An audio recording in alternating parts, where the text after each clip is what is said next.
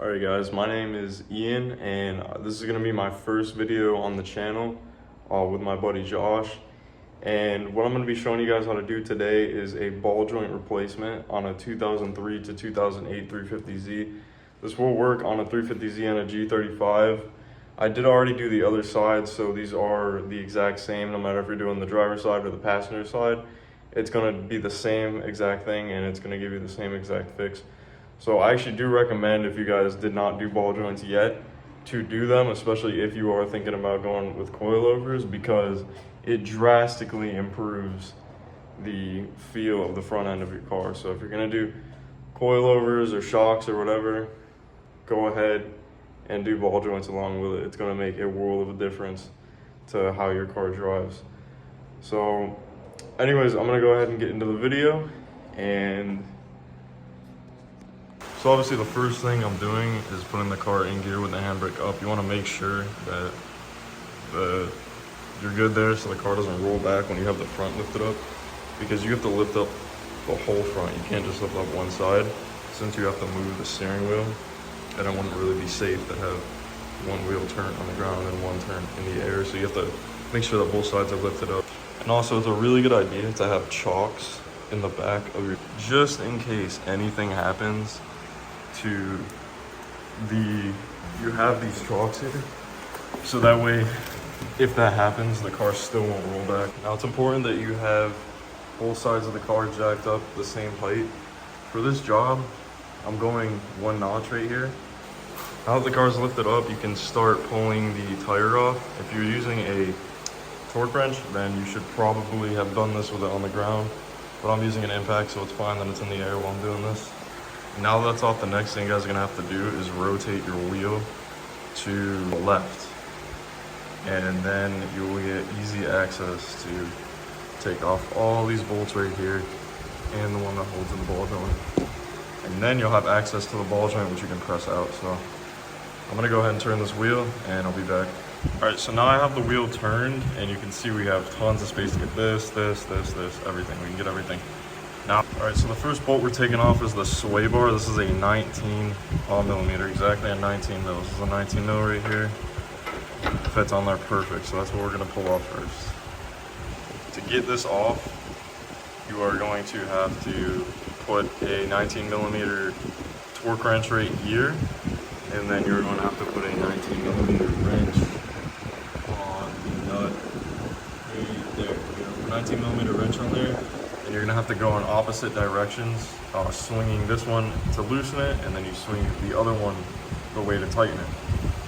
So that way the other one doesn't spin along with this one while you're trying to loosen it. All right, so I got the shock tower bolt out. As you guys can see, we got that out and we got the sway bar bolt. So the control arm, the subframe, is also another 19 millimeter bolt as well on this side, and then it's gonna be a 19 mil nut on the other side. You can't really see it, but if you look where the boot is for the steering rack, you can see it would be right to the left of that. So that's where you're gonna put your 19 mil wrench. So I got this one kind of out. Before I take it out completely, what I'm gonna do is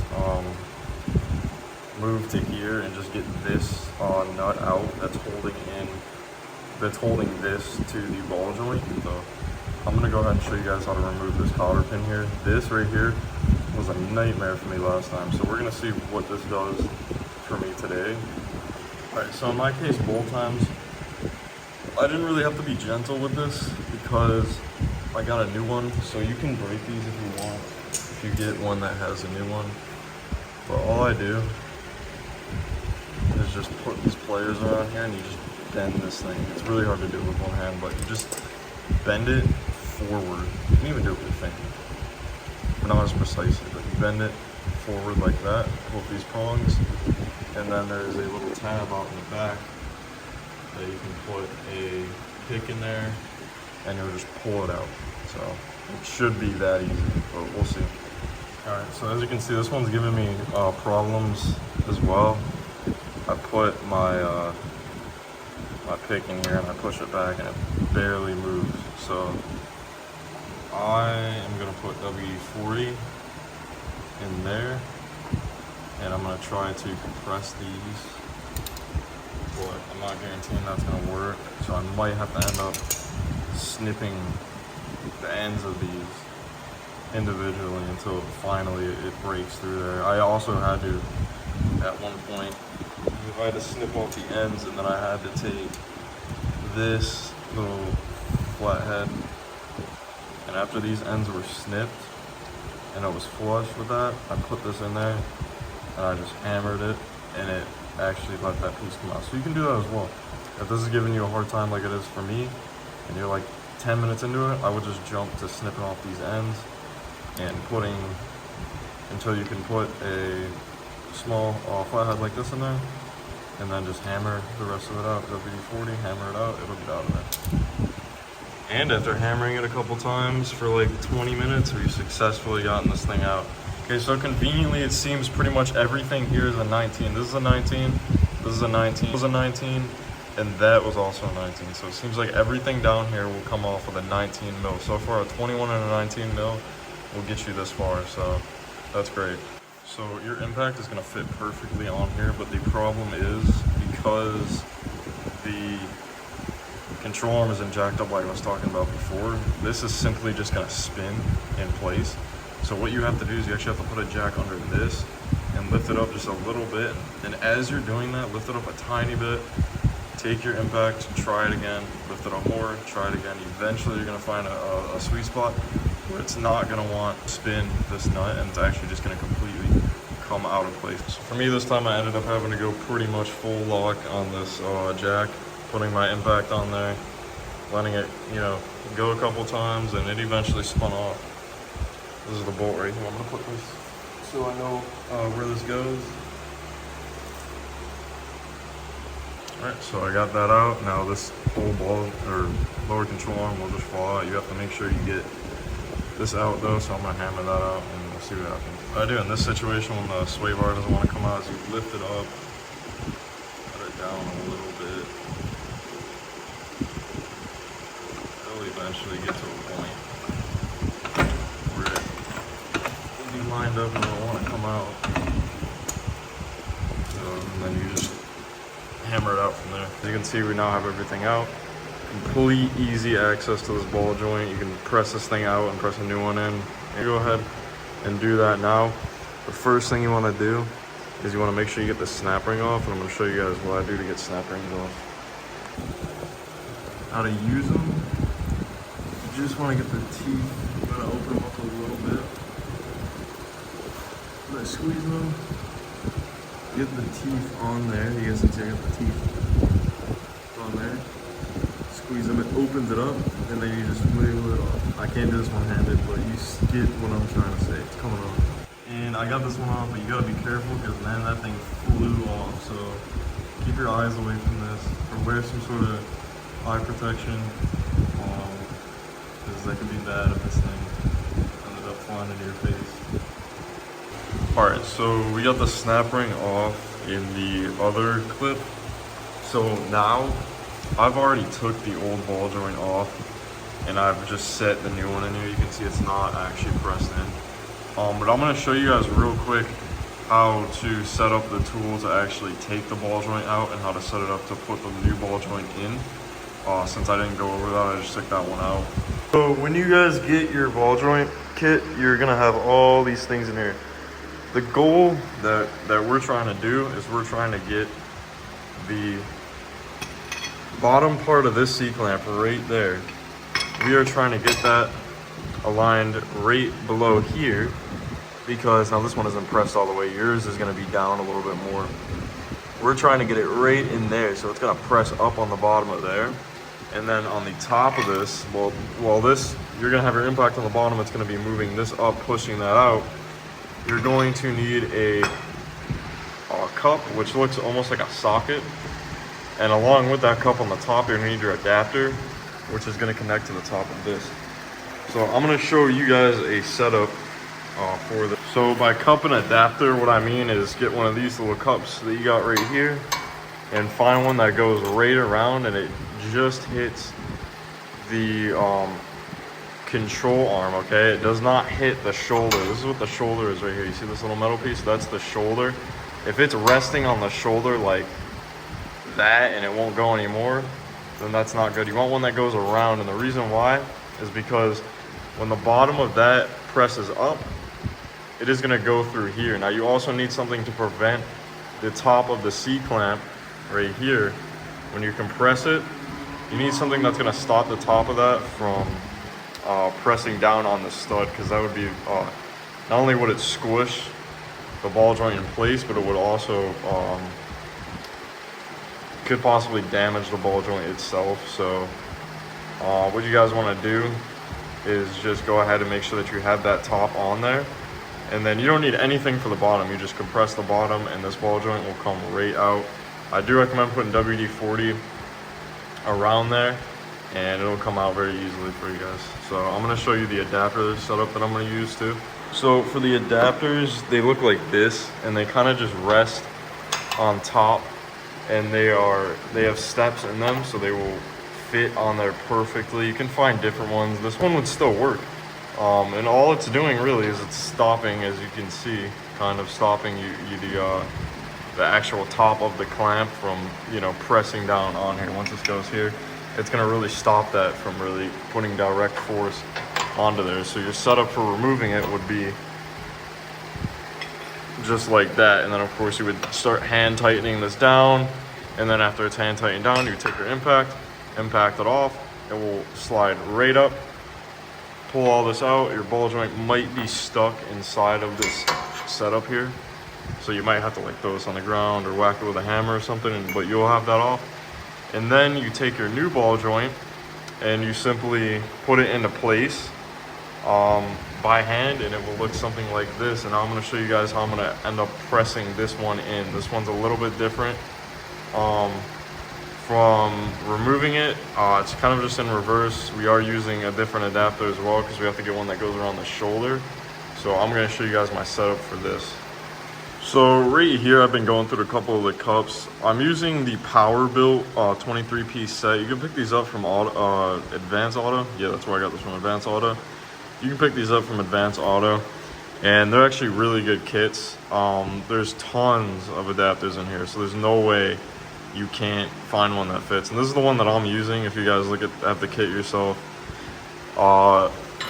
it fits pretty good on here. The only concern I have is it is kind of like squishing around that boot, but there really isn't much you can do. I would just be gentle with it. I wouldn't really press this in with an impact if you don't have to. You can also look at a couple other ones. Like I'm gonna go see if a couple other ones fit, but so far that one has been doing pretty good for me. So we're gonna try this one out. We're gonna see from there what we're gonna do. Okay, so you guys can see that it's on the shoulder of the joint, and it's really not able to move below that shoulder. The reason why is because what we're gonna do is we're gonna set this up to where we're gonna compress it with the impact from the top, and it's gonna actually push this down. But we're gonna need another setup on the bottom to where it can pass through. And then I believe we're also gonna need an adapter for that as well, because if we don't do that, then the bottom of this is gonna end up squishing the ball joint, stopping us from fully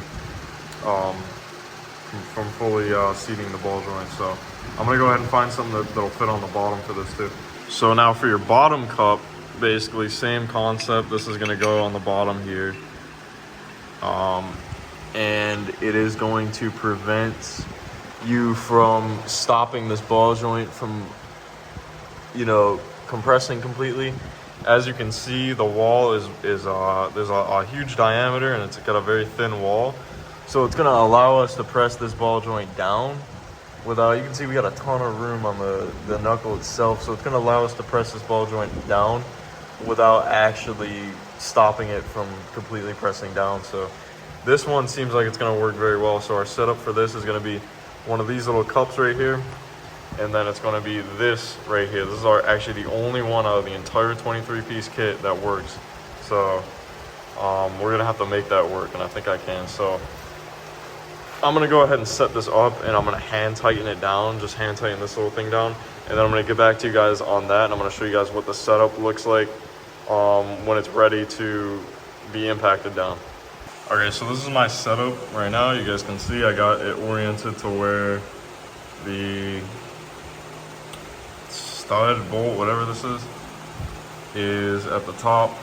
It's gonna be pressing down on this, which is gonna be pressing down on the shoulder, which is gonna be pressing down on the ball joint.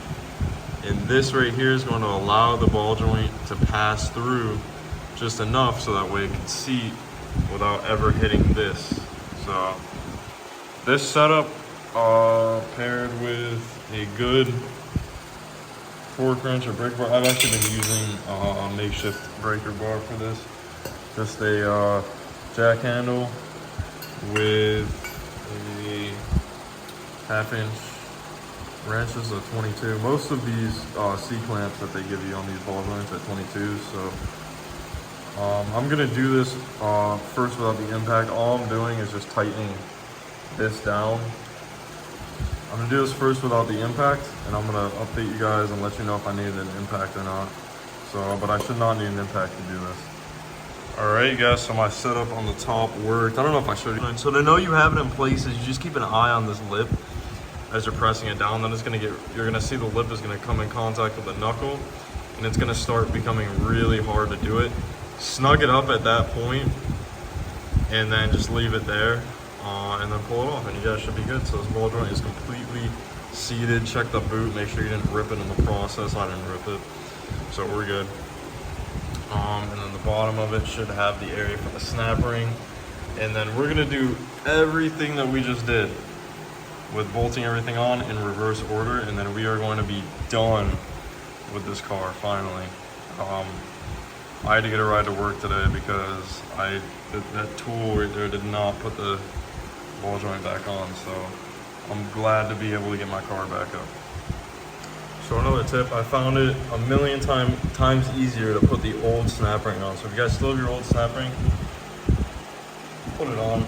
It is really just as safe, honestly, and it's so much easier to get back on. For some reason, these new ones just are way too tight. It is really, really hard to get them on. So I just recommend putting the old one on if you guys can. So now the next thing that we're gonna jump to doing is getting the lower control arm on. I'm actually going to tighten the subframe connection up on the control arm before I do anything else.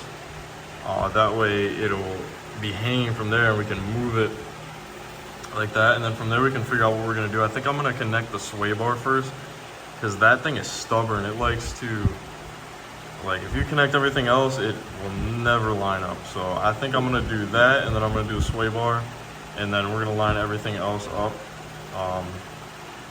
From that point on, we should be able to jack up the control arm and line it up with all these two, the ball joint and the shock. So we're gonna see how that goes. Okay, so I just went ahead and slid that bolt in along with the nut on the other side right there. And I am hand tightening everything. I'm gonna hand tighten everything so far. So just playing this, I'm gonna hand tighten every single piece. And then when we are completely ready, I am going to torque everything down to spec. But for now, I'm just gonna go ahead and hand tighten everything. The next thing I'm gonna do is try to line it up with that sway bar like I was talking about. Go ahead and lift this up and see if I can get, just with my hand, see if I can get that inside of the hole where it goes. And I'll get back to you guys on that. All right, so I got everything pretty hand tight right now, except I did end up torquing this down. Now what I did was I had this up here and I put that on the sway bar on hand tight. What I ended up doing was jacking up this ball joint so that way I could get that nut on there.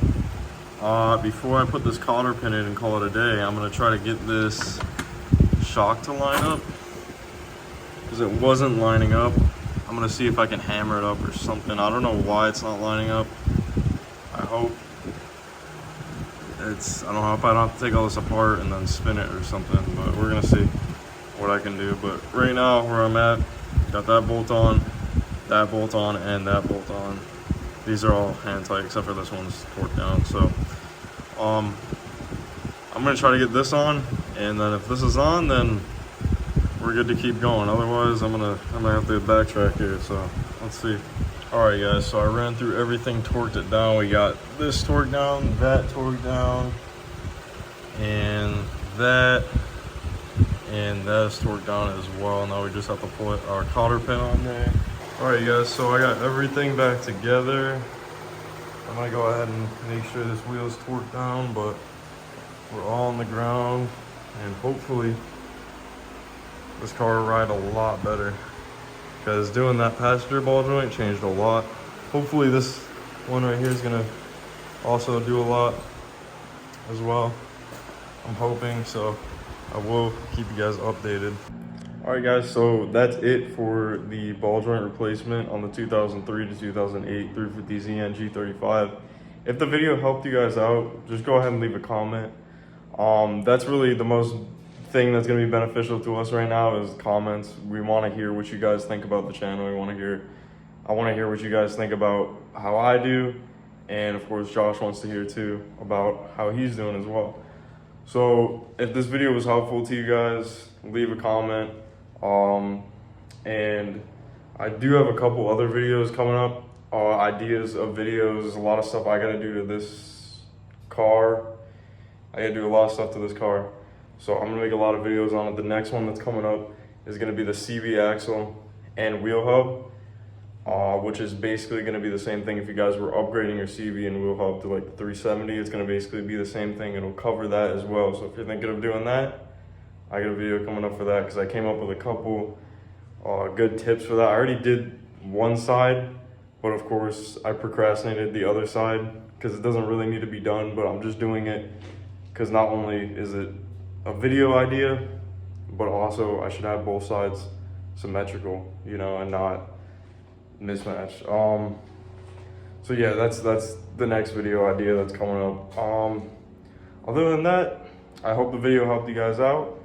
And I thank you guys for watching, and stay tuned for more of our content.